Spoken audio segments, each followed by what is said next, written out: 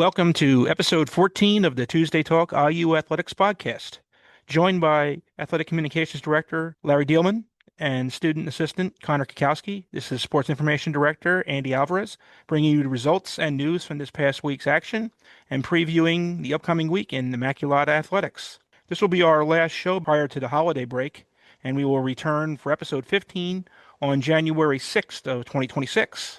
In this episode, we'll break down the Immaculata women's basketball team's 77-63 home victory over Albright on Saturday, which was their final home game at Alumni Hall for the month of December.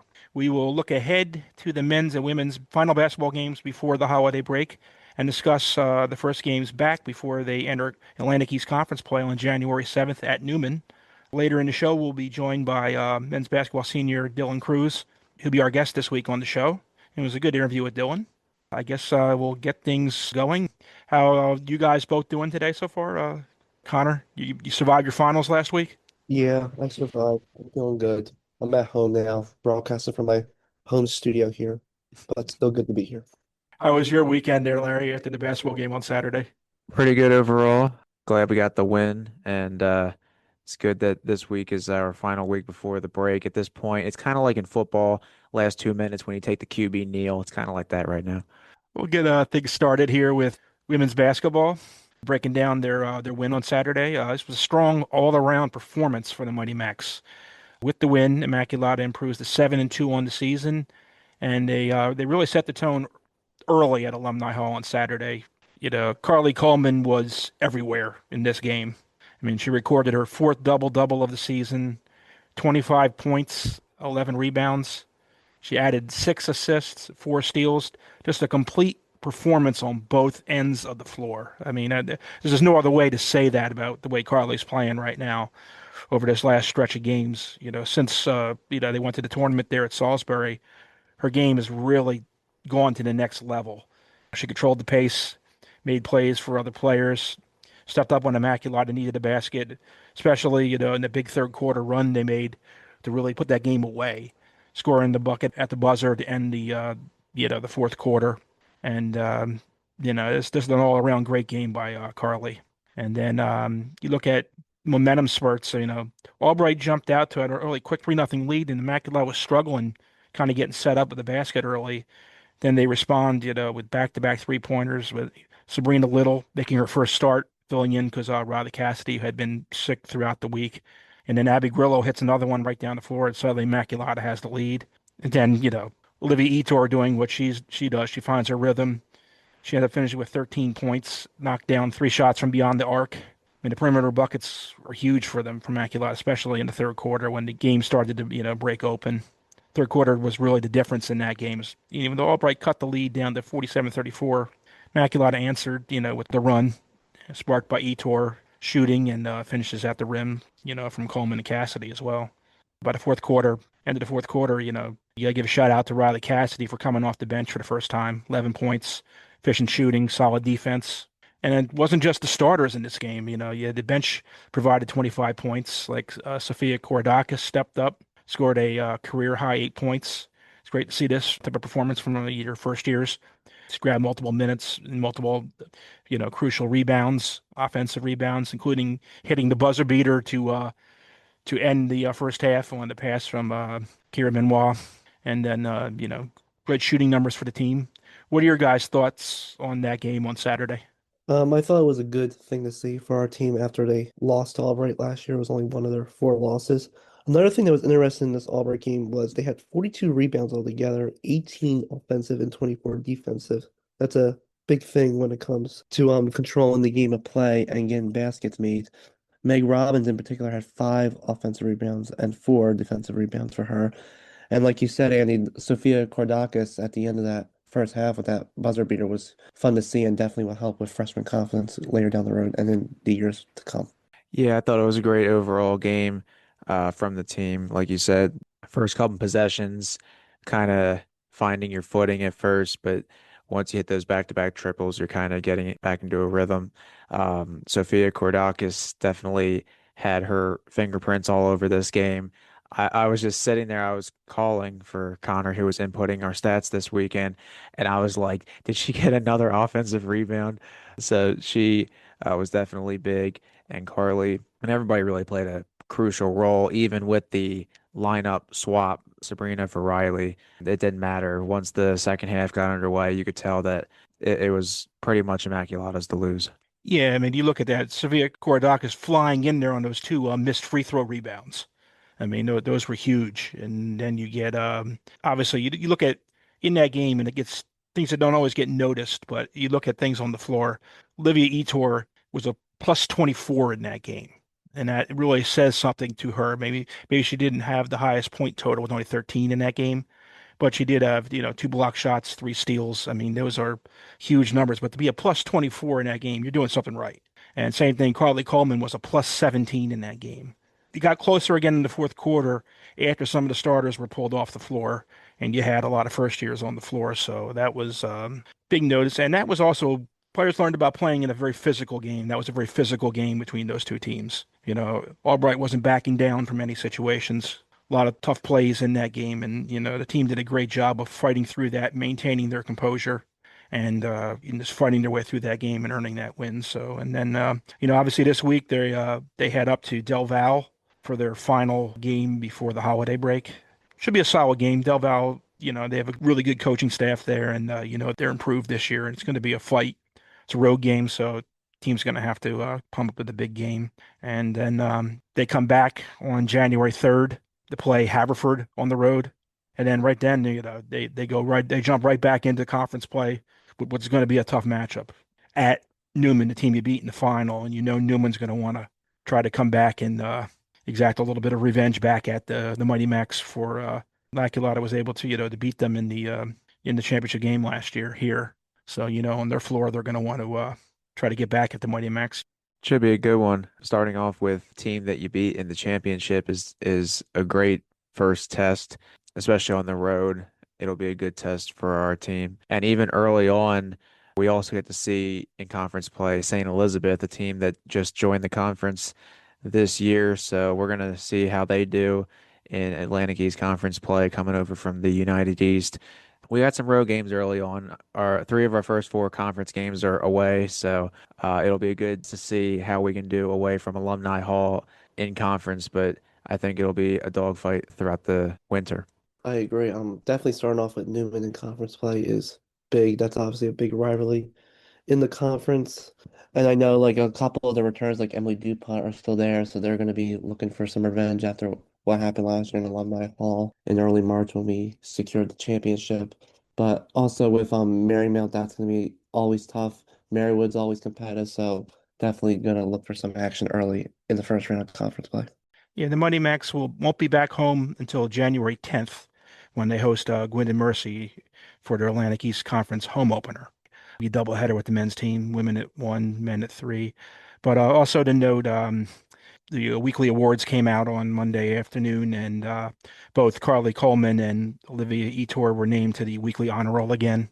So that'd be, I think that's Etor's fourth selection to the weekly honor roll. I think that's Carly Coleman's third selection to the honor roll, in addition to a Defensive Player of the Week award.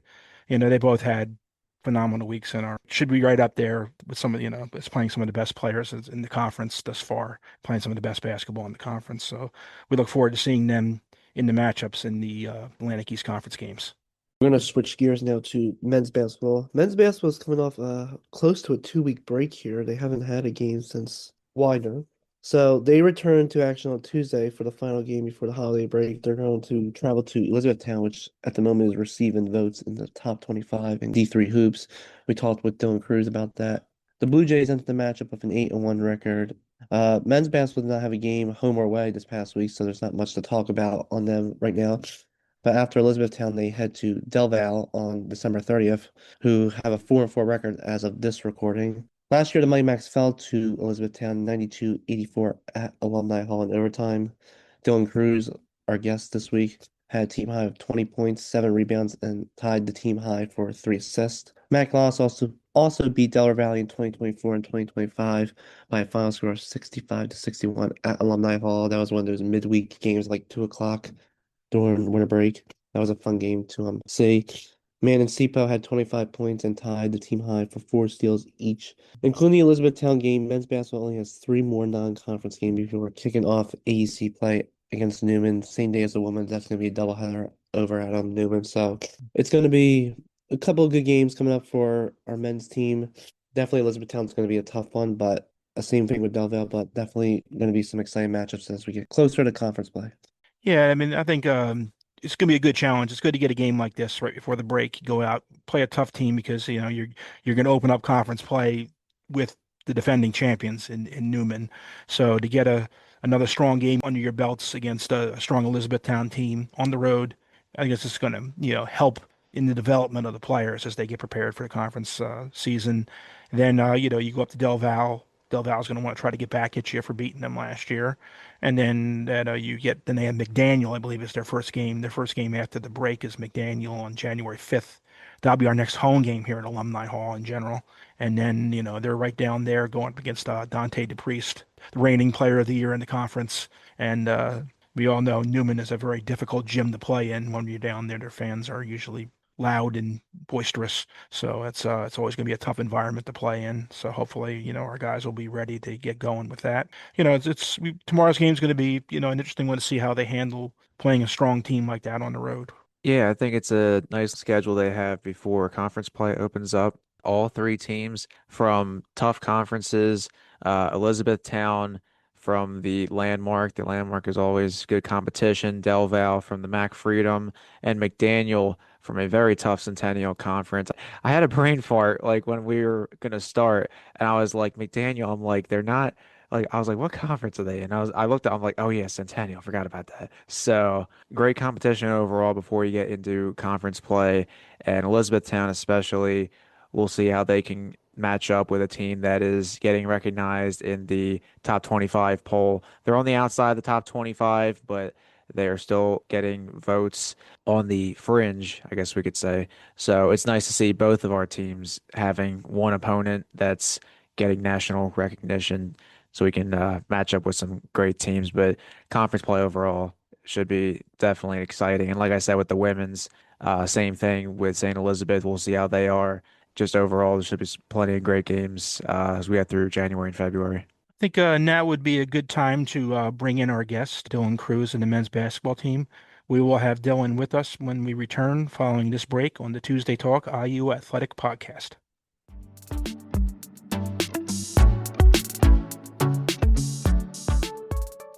Welcome back to the Tuesday Talk IU Athletics Podcast. We are joined by Dylan Cruz of the men's basketball team.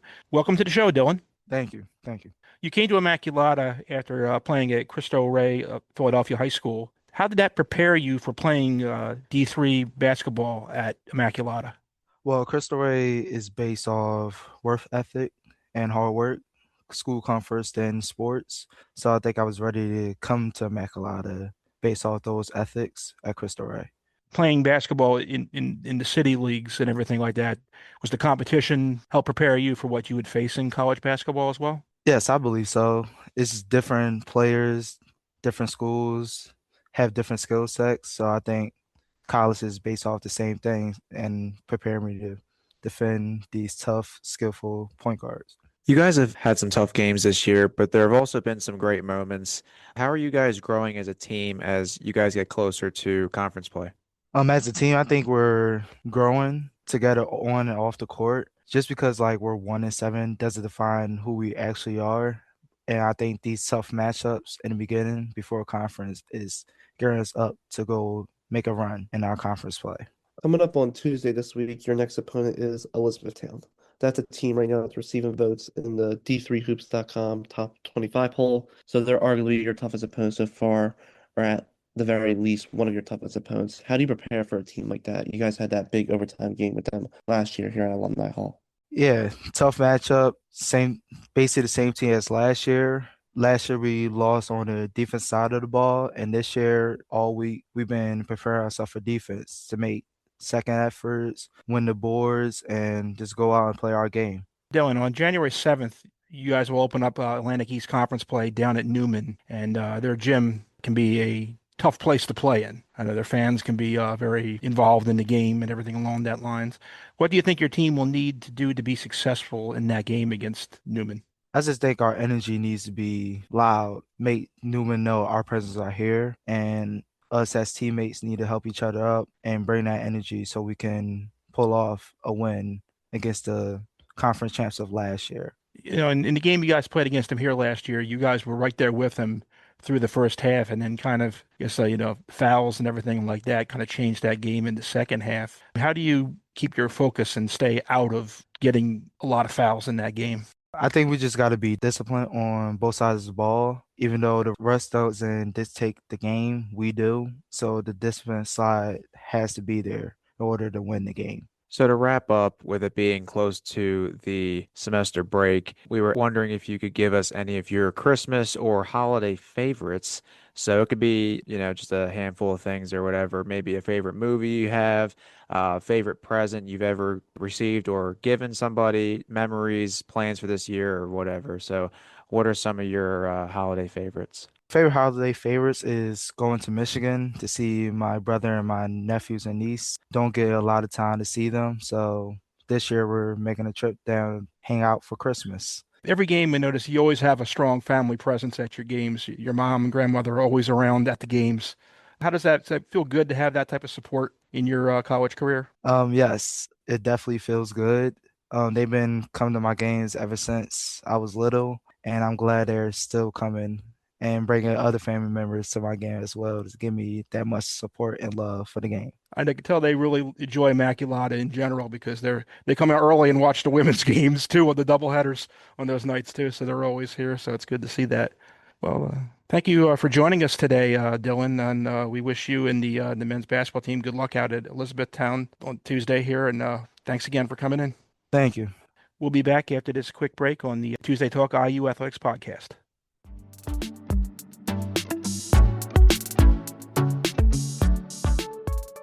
Welcome back to the Tuesday Talk IU Athletics podcast. I know I'm not the one to usually introduce us coming out of the break. To close today's episode, and with this being our final episode before the holiday hiatus, we're going to do a section similar to our Thanksgiving episode a few weeks ago, kind of mix things up. Let's talk Christmas, gentlemen. You can discuss favorite Christmas movies, maybe a great present you've received and or given somebody, because it's better to give than to receive. Favorite Christmas memories or traditions, maybe plans you have for this year's festivities, etc. Whatever floats your boat, or something I did not think of. So I'll go first. I'd say for Christmas movies, you cannot go wrong with A Christmas Carol by Charles Dickens. A lot of great versions out there. I know at the Dealman household, we love to watch the George C. Scott version in 1984, and from 1992, the Muppet Christmas Carol is always a fan favorite of ours. We still have the VHS version. We didn't watch it on VHS this year, but we have in years past. That's how old we are. So I'd say that's usually a solid choice. We watch all the great traditional classics, the Rankin and Bass stop motion animations, Santa Claus Coming to Town, Rudolph the Red-Nosed Reindeer back in the 60s, Rankin and Bass, all those great classics, How the Grinch Stole Christmas, all the good ones definitely on our list. I'd say for memories or plans for this year, I think we're going over to my aunt and uncle's house for Christmas dinner. So I know Connor is a ham hater, but I think ham is usually the choice of the main course for this time of year. So I would think we're having ham. Growing up, Christmas always a great time to spend with family and just getting different presents. I've, given some great presents too. Can't remember off the top of my head. I know my parents got me a basketball hoop for my backyard the one year. I don't know. It's just like certain, maybe like a couple gift cards I know are popular. But overall, I think those are my Christmas choices. What are you guys thinking? That sounds really good. You had me at the Rankin and Bass Christmas movies because those were my favorite growing up. I remember I would always a lot of these like Nestor and Little Drummer Boy were always on at like 6 in the morning. And I was always up to watch those because they never aired them at regular time. And I was a big fan of the Miser Brothers in The Year Without Santa Claus. I was actually watching that one this morning because it was on. And I'm also a big fan of Santa Claus Coming to Town. That song, You Put One Foot in Front of the Other, was one of my favorites growing up. So that was always a big thing in my house. But in terms of like actual movies, I said this last year when Joe Fulman interviewed me and Matt Murray for the Christmas video, and no one knew what I was talking about. But Fred Claus with Vince Vaughn is one of my favorite Christmas movies, or Christmas with the Cranks. with Tim Allen and Dan Aykroyd, I think is a funny one. But I have a lot of favorite Christmas movies. I like them all pretty much, but those are definitely my top two. Talking about this year for Christmas, so every year the food always changes every year in my house, but we don't do ham. That's definitely not on the menu, I can tell you that. Christmas Eve is always at my house for our big Christmas Eve party. My grandma usually orders something out. I think last year she got chicken parm and some penny vodka, big ziti and all that stuff. And on Christmas Day we go to my other grandma's house, and that's where my grandpa cooks everything. Big roast beef sandwiches are always good and stuff like that. So yeah, those are my Christmas traditions. In terms of a present I just ask for money every year. I don't need anything else, pretty much. I have enough clothes. I'm not looking for toys anymore, so just money, probably the best gifts I get. That sounds good. As for me, obviously, similar things with the movies, obviously the Rankin movies and Rudolph, and I Love a Year Without a Santa Claus. The Miser Brothers also were always a favorite of my sister, my older sister Victoria, and I always had those movies on. We enjoyed that. And then for regular movies, obviously Christmas Vacations, always a classic. And before my mom passed away, go to her house, there was always a she loved the Hallmark Channel and the Hallmark Christmas movies, so she had them on two or three different TVs in that house at all times. So that was always a crazy time. And being my parents separated when I was young, that always made holidays a little more of a challenge. A lot of times we'd end up it kind of worked its way to the point where we spent Christmas Eve with my father and his wife, and then yeah, obviously Christmas Day with my mother. And really, since she's passed, we've kind of we'll visit my dad at some point now that they kind of live in a place where they have more of a structured living settlement. My dad and his wife now they have their meal at a certain time at their building. We'll go down to see them in the afternoon usually. Christmas Eve we spend a lot of times with some good friends of the family and things like that. We spend Christmas morning with our cousins and everything like that. Have breakfast and exchange some gifts, and then it's usually down to visit my dad, and then we're back to the house for a meal that we prepare stuff. So much like Thanksgiving, my sister and I will prepare a little bit of certain things like some stuffing and some sweet potatoes to go along with either like a little bit of ham or sometimes my brother-in-law's a big fan of ham. I eat a little bit of it. And then we'll maybe make a turkey breast or something along that lines to go with that. Not a big meal like a Thanksgiving meal would be, but it's still a good tradition. And I get to spend time with my nephew now that he's home from college. I see him a little more often now than I used to, but it's always good to see him and hang out with my sister and my brother-in-law and our cousins and things along that line. So it's usually kind of become a kind of standard tradition for us as well now. And I wish both of you very happy holidays with your family, and look forward to us getting back together in the new year and getting rolling again on our next episode. Wait. So go back. So there is ham in the Alvarez household. I never said I was a ham hater. I said it's not my personal favorite. My brother-in-law, and that's not necessarily an Alvarez, so he's a Pegegel. He's part Lithuanian and things like that. So it's that part of the family. He's a big ham person. My sister and I eat a little bit of it, not a lot. I never said I was a ham hater. I just said it's not my first choice. And Hmm. I can eat a little bit of it. It's just a little too salty for my complete taste. So my nephew will eat a little bit of it as well. So we'll mix it in, but it's not a predominant part of our meals normally. But there usually is an option with it, mostly for my brother-in-law. So that's my mom also enjoyed it a little bit too, so she would have some ham in there, but we are more of other things in our family. So and that will about wrap it up for this week's show. We thank everyone who has been listening to the Tuesday Talk podcast so far this season. And we thank all our guests that we've had on throughout the first 14 episodes. And we wish you all a very Merry Christmas and a happy holiday season and a Happy New Year. Join us in 3 weeks for episode 15, which will be the first episode after Christmas. We will return on Tuesday, January 6th, 2026. Thanks again for tuning in, and Romax.